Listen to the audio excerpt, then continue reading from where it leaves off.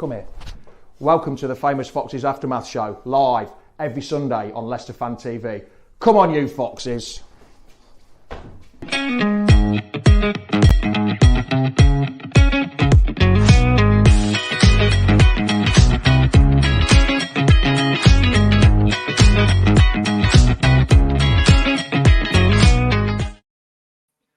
Good morning, Foxes. How the devil are you? How's your day? How's your weekend been so far? To be a red card or not to be a red card? That is the question we're asking today. Well, you know what day it is. It's Sunday. It's 10 a.m. So it's time for the Famous Foxes Aftermath Show, run by us fans for you fans out there. And you know what? After yesterday, your opinion really matters. So come on, get them comments in. Let's get going. It's kick-off time. Come on, you Foxes. The Leicester City machine is on the march again. Leicester Fan TV presents a variety of content, like fan discussions, match analysis, and engaging with Leicester fans worldwide. We want your views live. Thanks to our sponsors, Everard's, Follow Blinds, Pocker Pies, Pink Car Leasing, Distillers Direct, Hologram, Take Me, Newbie & Co, and the Foxes Arms and Rainbows. We are live in 10, 9, 8, 7, 6, 5, 4, 3, 2, 1.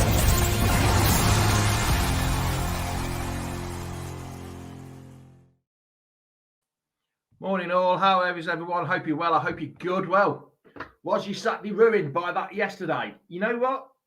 My Saturday wasn't really ruined by that, unfortunately. Yes, we lost 3-1, but you lot out there might not believe this, but I actually think we deserve to lose. I thought Coventry deserved to win. We weren't at the races at all yesterday, to be honest, which is understandable.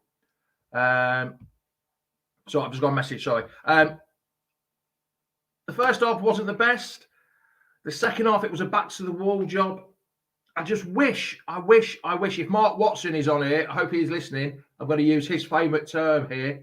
We needed to be more proactive than reactive with the subs. We needed more subs about the 60, 65 minutes, just because we look absolutely bloody shattered. But he gets paid the big bucks for that. I don't. I just sit here waffling on. Me and Reedy just sit here waffling on, talking about that. And talking of Reedy, here's the man himself. Here's Reedy. How are you, pal? I'm good. How are you? Up early, bright-eyed and bushy-tailed, or feeling a bit devastated after yesterday? I think I probably agree with you. I don't really think we deserved it. Yes, we did have a few shots for penalties, but obviously we'll get on to that a bit later. But again, I don't think we perform well enough to win the game. So I'm not too unhappy with it, because I think if we played better and we deserved to win, but we lost, then I would be annoyed. But I think you were right. I mean, Mark says, yeah, Cov deserved that. Looked like they wanted it more. Sending off made a massive difference. Yes, from the first minute, Coventry looked like they wanted it. And I tell you what, the atmosphere there was absolutely I know I watched it on the TV. The atmosphere seemed absolutely bubbling there. I know what went on with all the bloody banners, which we're going to come on to later. But the atmosphere, it was really charged, wasn't it, there yesterday? It seemed like, and the Coventry media team, or whoever does it, got their side going, didn't they? Yeah, of course. And I would admit they beat any weak side at the King Power. That their atmosphere for their ground is brilliant. Obviously, in the main corner anyway. The rest of it was a bit quiet, but their main corner was loud the whole way through. And we tried to compete with it in the away end, but yeah, for me, it wasn't the greatest. But yeah, like the Facebook user says, bad day at the office, but we go again. Yes, it was a bad day at the office, and the last time that we lost to Leeds and Middlesbrough, we went on an unbeaten run. So hopefully we can still start another unbeaten run, which is going to be tough when it starts next week. Phil, the boss, really, was the atmosphere like Forest away in the FA Cup? It sounded like it. Their fans really well up for it. Was it like the Forest game? Yeah, it was. Like I say, I'm normally surprised how boring and how quiet home grounds are for their when we're away. But yeah, that they easily battered any kind of team in the league with home crowds because I've never seen that before. Right, we'll talk about the incidents as it happened. I mean, nothing really happened until I don't think either side had a shot on goal until the fullback did where Hermanus I can't pronounce it. Mads saved it, didn't he? But then our penalty, I was a bit surprised he gave the penalty, but then I saw the tackle on the replay and I thought that's knee high. He's off the ground as well, and he stood to taking him on his thigh. Yes, it was a penalty. It was a bit an old school tackle that deserved to be a penalty. Nowadays they're saying, "Oh, it was the follow through. He won the ball." When you saw it, were you surprised to see it was a penalty? I was completely on that side. I didn't think it was because as much as we got given it, I was on the side of nothing was wrong there. He Yeah, ran through on goal and he just looked like he didn't get caught, but he didn't look like he did anything. I know that I saw the ball went straight into him and bounced off him, but it didn't look like it was even a foul. So when I looked at the replay, I was like, yeah, fair enough. But obviously we did have a penalty shout, 2 minutes before then, which was a handball. So, and yes, I am. It's very warm. On the TV, yeah, you mean it's cold outside, but very warm in there. On the TV, the replay showed that there was two chances, there was two shouts of a handball. Neither was a handball. It wasn't a handball at all. So the ref did right then. But when you saw Dewsbury Hall step up for the penalty, I was like, why? I know he's got a good left foot, and I thought, but he's not taking a penalty unless he's taking one of the shootouts. I'm not sure against whenever we had the last shootout. I don't know. I was like shocked. But when he just threw it into the back of the net. I don't know what you saw on the TV. I don't know how much you did see. We saw Winks with the ball in his hand. Yes, I saw that. Mavadidi was coming up to it. Apparently Winks was like, no, you're not having it with what was happening in the game. He was getting a lot of crap for everything. And then, to be honest, Cannon looked at it. He said no. And Dewsbury was like, well, I have to take it then. I don't think anyone wanted to take it. On the TV, literally, I saw that. I saw Winks with the ball, and I thought, why has Winks got the ball? He's definitely not the penalty taker. No. But last year we used to have Tillemans used to stand on the spot, didn't he, with the ball and then give it to whoever. Mm-hmm. And then I saw Cannon hanging around. No one wanted it. Cannon's going to take it. He's a striker. Why shouldn't strikers take penalties? He must have he must have a cannon of a shot to take the penalty. And then all of a sudden Dewsbury Hall was putting it on the spot. I thought that can't be right. But he stroked it. It was like pure class, wasn't it? He waited for the keeper and he stroked it into the far corner, which I thought was fantastic. I was like, oh God. And I did jump about a bit, and there was a bit of industrial language used at that moment in time when he scored when he put the ball in the back of the net. A Facebook user says, bad day, but still top. Yes, we're bad day. We were far too passive. Yes, I think we were, even with 10 men. We should have a restart against Ipswich. Talking of the 10 men, when I saw that tackle go in, I literally said to my missus who was watching it with me, went, red card. That's a red card straight away. I don't know. Obviously, there is areas where you could probably say it's an appeal, but when I first saw it, I was on the same picture as you. I think it was a red. It was rash. It was dangerous. Yes, it wasn't. It was one of them tackles you go. Yes, his feet weren't up. His feet weren't on the ground. His feet was on the ground, sorry, but it didn't look. He just did it out of anger, in my opinion, and it was the right decision at the time. But looking back, it wasn't that dangerous. It was just reckless. So there's always a chance it could be overturned, but I wouldn't be surprised if it isn't. And to be honest, he don't deserve it with how he acted for it. So, see, tough call. If we'd gone in, everyone in the comments as well, if we'd gone in 11 against 11, the 3-1 result definitely wouldn't have happened. But do you think we would have won with 11 against 11? No, I don't. Before we even scored, and when we scored, they were on top. The stats show it. Even in the second half, obviously, when we were defending basically all second half, we didn't deserve it. They were the better team. They wanted it more. And I've said, the moment I got on the coach on the way home, I said that every team we've lost to this season have all been in form at that moment in time. Coventry Aggie, in hold on a form. minute, really. Aggie, how many times have we said that Cassaday must score? Mm-hmm.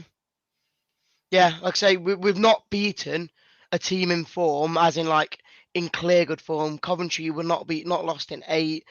Hull, I think at times Hey, of when we beat Hull, when we lost to Hull, they were in good form at that moment in time. Leeds were in good form.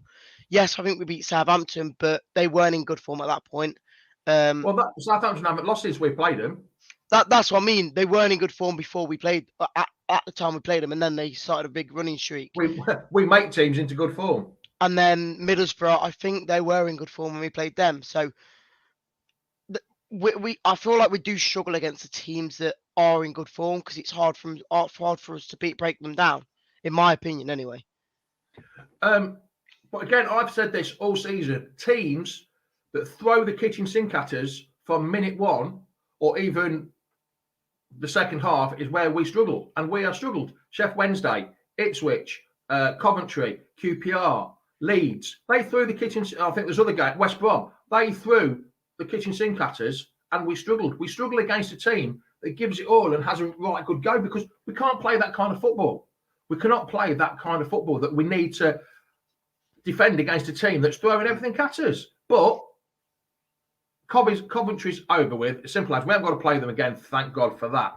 But you were right on the stats, though. I mean, they had 6 chances on target. We only had 4.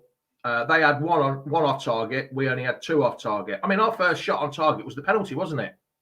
That's what I mean. At that point, we weren't the better team, and I'm not going to say that we're not breaking down and moaning and kicking off because we lost one game against Coventry.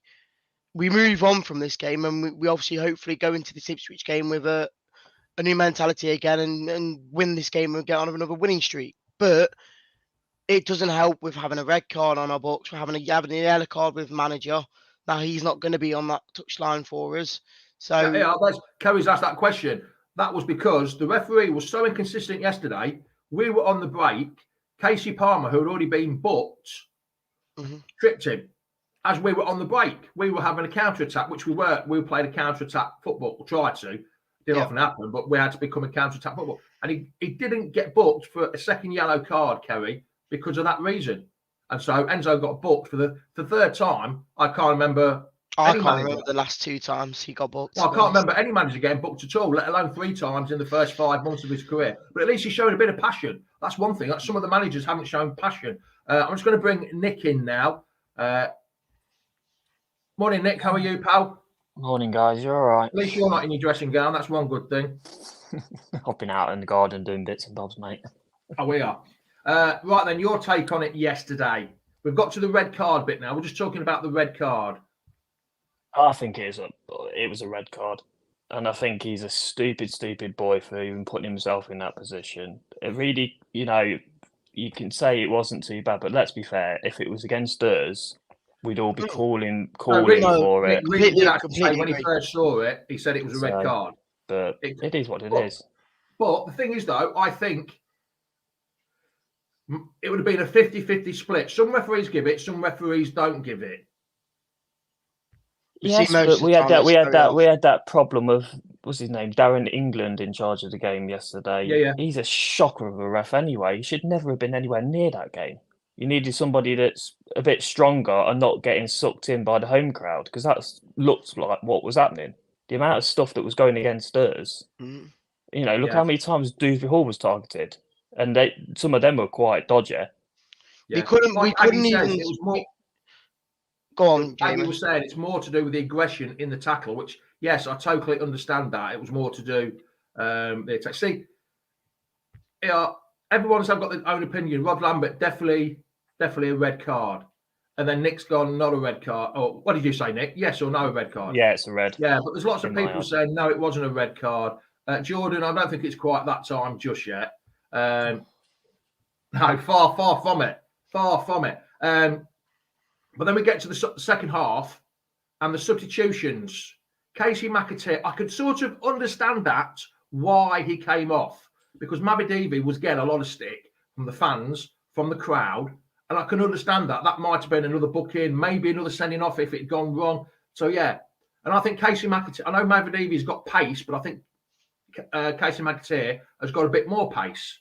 But I just don't understand why the subs were left until the 81st minute, until the next sub where Hamza came on. I think Hamza should have come on before. I mean, personally, for me, I would have brought on Albrighton at half-time because, you know, he can do the defensive side of things as well as, you know, potentially set up that counter-attack if that's what we were going to do. Yeah. Nick's just said, let's just get this big comment in before you carry on. Morning, gents. Yesterday was a bit of a shit show. I've said it all along. If a team comes up against us, allowing us to play, we tend to struggle. Cov had a game plan and it worked. They closed us down quickly, passed the ball around a lot faster than us. Their attacking was crisp and direct. We farted about with the ball as usual. I don't think you can disagree with most of that, can you? I think that's probably the best comment. If I had a reward for the best comment of the day, I think that would be the best comment of the day. There were so many attributes yesterday to why we did lose, but the main thing for me is you can blame the ref all you like, you can blame for the red card all you like. In the end of the day, we weren't good enough to win either way. The ref obviously didn't help. I get that. The red card was the major factor in why we did lose, but overall, we just didn't play well, and the substitutions, like you say, were not great at all. By the end of the game, we had no attackers in the attack. We didn't do great. We didn't do great from minute one. No, you could see as soon as those players walked out the tunnel, there was no. You could see in their faces they weren't up for it. About the 75th minute, I was thinking, if we can hold out for this result, it would be an absolutely fantastic result, a great result. Back to the walls defending, and then they scored 4 minutes later. I wish I'd kept my fucking mouth shut, to be honest. But I still think fresh blood, even if you brought Dennis Pratt on for Cassidy, Callum Doyle, put him in the back, even Doyle for Cassidy, and play the back five. Change the system just slightly, just so we've got Doyle at the back, 3 centre-halves, move Justin across, put Ricky P at right back, and play the defensive way. Just something to change and get some fresh legs on there. Albrighton, like you say, Nick, Albrighton should have come on. 65th minute, 66th minute, we should have made at least 3 or 4 substitutions just to bring on some fresh legs.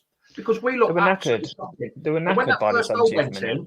When that first goal went in after 79, you could see the heads go down. And I thought to myself, that's it, we've lost this. I don't know about you two. I thought once that first goal went in, there was only one winner. Look at Phil's comment. Hold on, let's have a look. I've just seen something about it. Phil's put, change the system. How dare you say that, Jamie? Yeah, I know. We could have. You could have literally, Nick, couldn't you? You could have dropped. This is how, if I can see this, and I don't get paid anything to talk shit about football, Enzo gets paid the big bucks. If I can see it, surely he can see it. Things needed to change about the 65th minute, Nick. Even if we had got Doyle back into a left back, wing back, Ricky P, move Justin across, put Ricky P into the right back, surely taken Cannon off and used KDH as a false 9 or whatever you want to call it nowadays. You don't even have to change the system as it was. You just need the fresh. You just need the fresh blood on, is what you need. Because let's be fair, 45 minutes with one man down, the way Cov were going at us, it was always going to happen where we were going to run out of steam. Mm-hmm. So you didn't even have to change the system. You just say, right, okay, fine, we'll bring on Albrighton, to try and help out. Like you say, bring on Doyle and stuff, and just get that fresh blood in, just to try and sort of see us over the line, as it were. Yeah, it just didn't happen. Like LCFC Gray says, we switch off too easily, which we do, don't we? We switch off too easy. Chris Tyder said, hold on, don't read him. Pressure back on us now. Where's it gone? It's all right. Pressure back us on Ipswich after they came back to win yesterday. They beat us and we're at a 4-point gap and probably only 7 off third with a suspension to be contended with as well. You might as well have gone to the AFCON, hasn't it? I've said it before and I'll say it again. No, if we lose next week, that's worrying about Ipswich. If we lose next week. Yeah, but it's all ifs and buts, isn't it? It's all ifs and buts. We don't know what's going to happen when they go back in on Monday. Ipswich will not be the problem. It's Leeds and Southampton you've got to worry about, not Ipswich.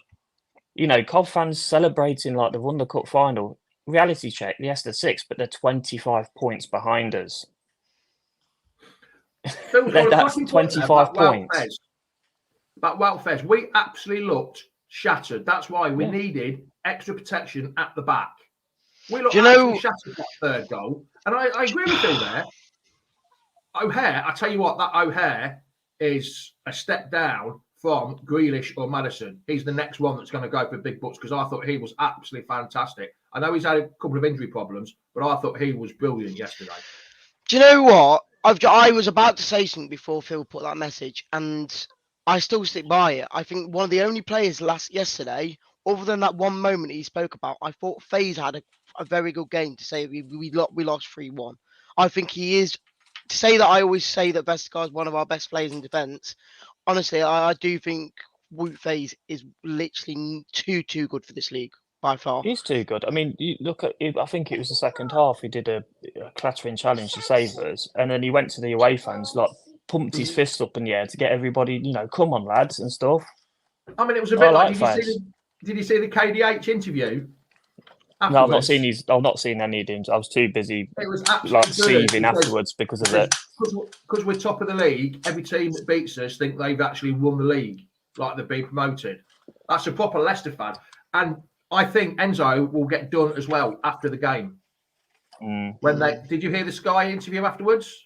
I've not heard any of the post-match stuff. He said that a team that keeps winning and winning and winning, people get annoyed with the same team winning and winning and winning. And he was on about decisions being given to him, penalties, cards. So I think he might get in trouble for that. The way he was literally saying the EFL, the hierarchy of the EFL, are trying to stop us. That's what he was saying. You listen to the Sky Sports interview. I think it's probably more. If that's what he said, I think it's more to do with the fact he's probably thrown his toys out the pram because we lost.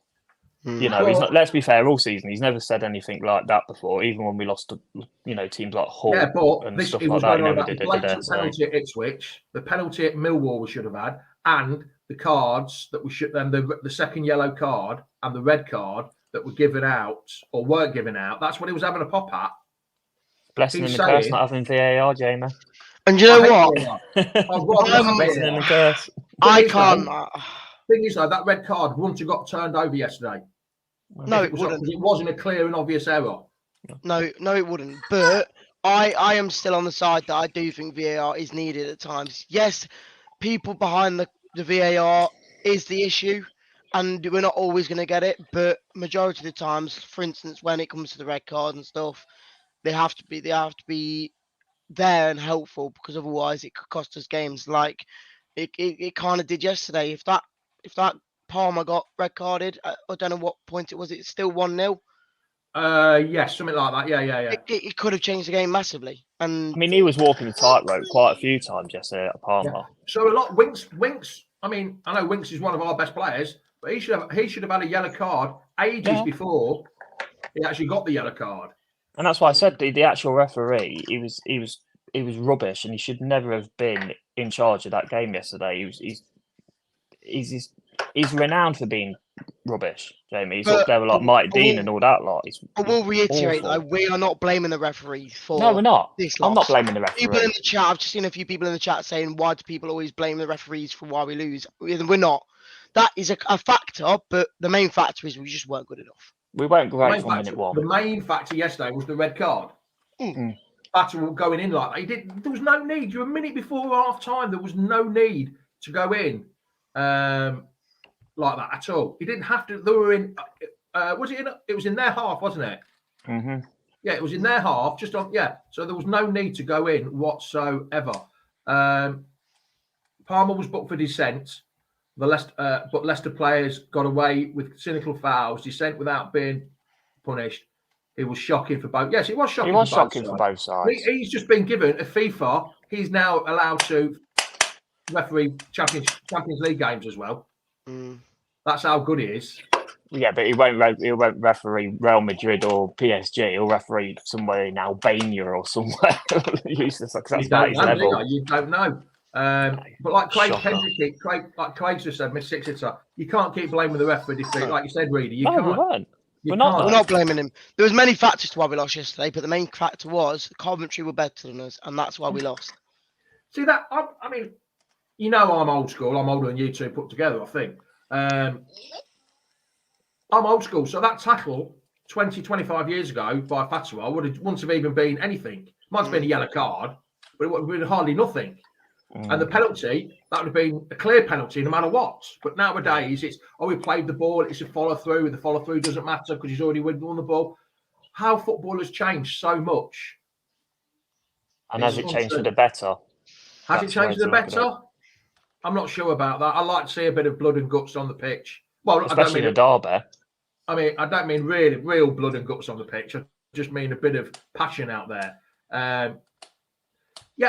Yes, it was a penalty in my eyes, but there was everyone kept saying. I mean, in the office, in the studio, Lee Hendry said no. Nigel Pearson said yes. Good old Nigel. He said yes straight away. It was a penalty because he's old school. He is old school. I think Rob. I'm not sure how old Rob is. Can't tell by his photo on there.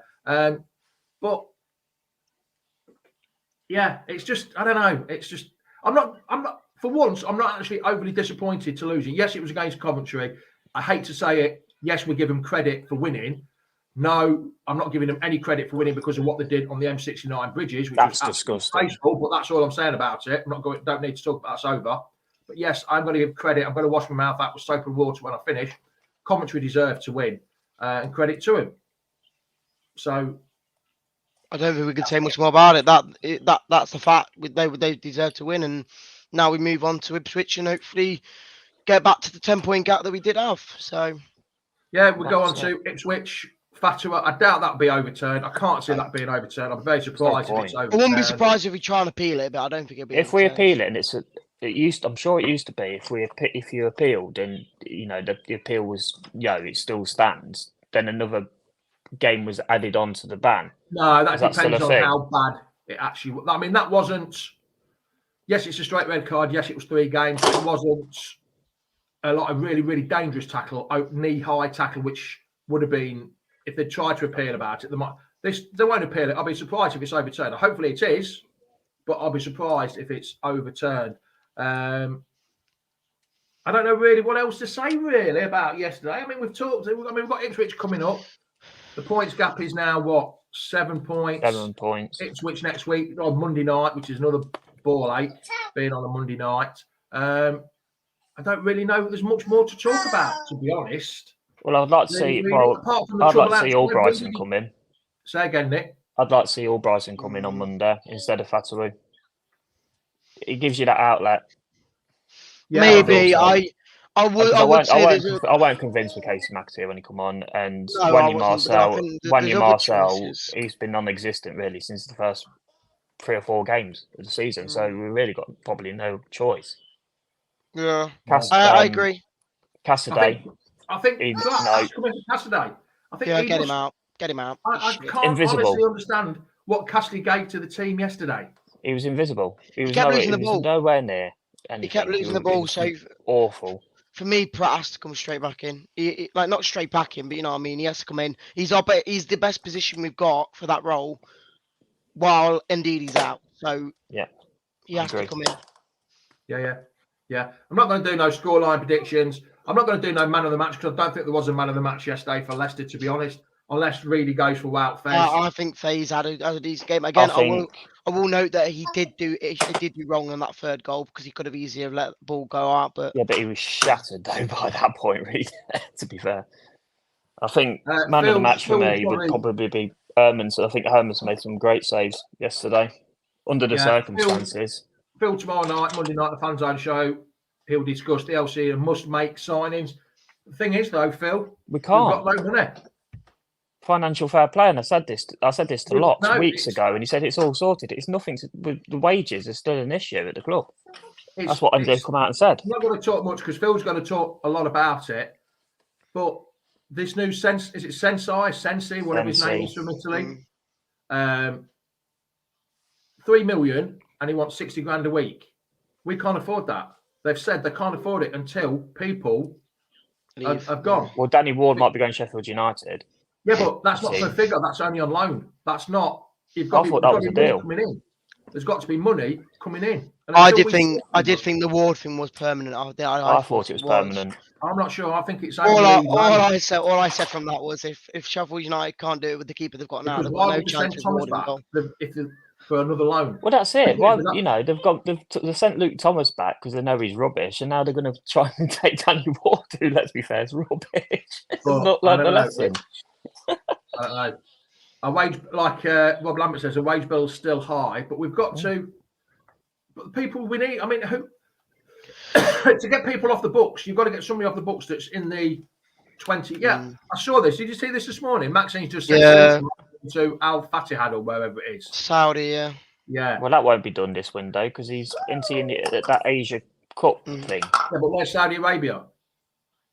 Yeah, I know, but what I'm saying is they probably It's won't. next door, it could be They'll want good. to sign a player. They'll want to sign a player that can kick on straight away, not wait a month and a half or whatever it is. Because how long I'm it not goes going on to talk for. too much about it because Phil's going to do all that tomorrow night.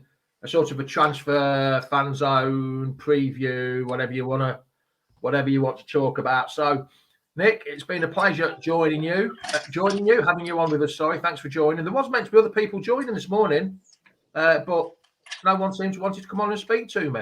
What Phil should do is try and get in contact with the club and try and get Rudkin on. Because let's be fair, he's in charge. He's in charge of bloody everything.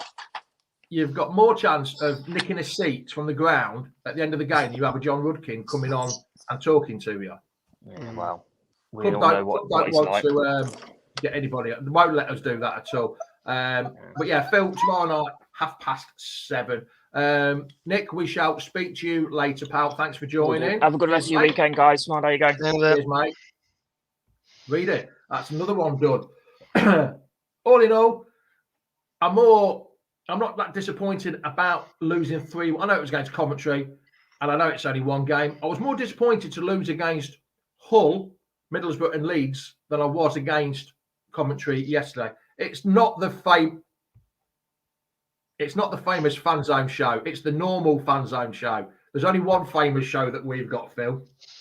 Yeah, like I say, I was more disappointed with the Hull, Middlesbrough, and Leeds game than I was against yesterday's game. And I think a lot of people have said the same thing, really, even though we lost to Coventry.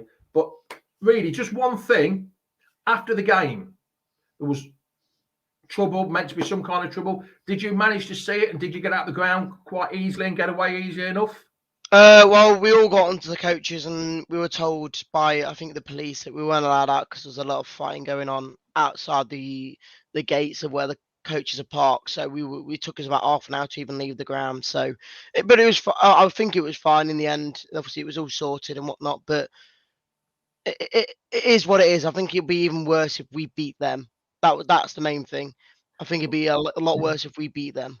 What I don't seem to understand is, though, why the police let all the Leicester fans go out at the same time and through a tunnel, which is very surprising. 4,500. Why go that way, or why not keep them in another 15, 20? Which doesn't happen anymore, really. The away fans are kept in. Not normally now. No, we had it in the Premier League a lot when it came to certain games, but not anymore. So. LCFC Foxer says Coventry City won't define our season. No, it won't. It won't define our season. It might. Well, in a way, it might. It might give us that bit of oomph that we need, and think, oh bloody hell, we've lost that one, and then then we'd go on a decent 10-game run, something like that. But I'm not going to do any scores because it's still Monday night. Phil will do that, and I'm sure you and Sam will do when you do your tactics show. We'll do the scores and predictions then. But Reedy, it's been a pleasure. Now you can go back, Kit, because you said you were tired. Oh, I'm staying up now, mate. I've got a busy day today, so. You got a busy day. You've had your bacon sarnie already, have you? No, I need to do that first. Oh, you got to have your bacon Sunday morning bacon sarnie. I've already had mine, pal. Unbelievable. We shall see you later, mate. Be good. Right then. Cheers for watching. It's once again, thank you for everyone coming on watching. Like I said, I did have other people saying they were going to join, but for some reason they haven't joined. Doesn't matter. They can come on next week. We shall see you next week. Again, 10 o'clock. So it's ciao, ciao, adios, arrivederci, goodbye now. Come on, you foxes. There goes the final whistle. Thanks for watching Leicester Fan TV. Thanks to our sponsors, Everard's, Barlow Blinds, Booker Pies, Pink Car Leasing, Distillers Direct, Hologram, Take Me, Nubian Cow, The Fox's Arms and Rainbows. Run by the fans, for the fans. Follow us on socials at Leicester Fan TV and visit leicesterfantv.com for all the latest